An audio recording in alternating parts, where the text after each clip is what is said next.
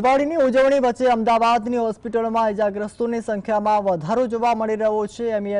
AMC સંચાલિત નગરપાલિકાઓમાં છેલ્લા 3 દિવસમાં ફટાકડાને લગતા 20 કેસ નોંધાયા છે, જેમાં ફટાકડા આંખમાં ઉડવાથી આંખને પણ નુકસાન થવાના બનાવો પણ સામે આવ્યા છે।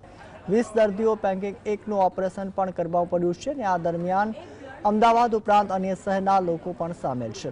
બીજી બાજુ અસારવા સિવિલ હોસ્પિટલમાં પણ દર્દીઓનો ઘસારો જોવા મળ્યો છે। ધનતેરસથી અત્યાર સુધીમાં અહીં રોડ ટ્રાફિક અકસ્માતના 44 અને ફટાકડાથી દાઝેલા 15 દર્દીઓને સારવાર આપવામાં આવી છે। માત્ર દિવાળીના દિવસે જ 11 લોકો રોડ અકસ્માતમાં ઘાયલ થઈને હોસ્પિટલમાં દાખલ થયા છે।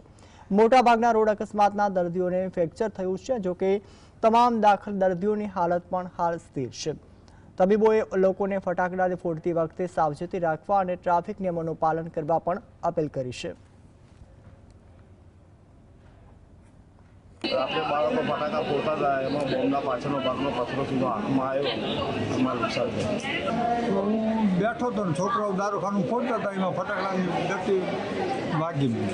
એવું એ લોકો કહેશે કે ચેક કરાવી લો, પડદામાં નુકસાન થયું છે।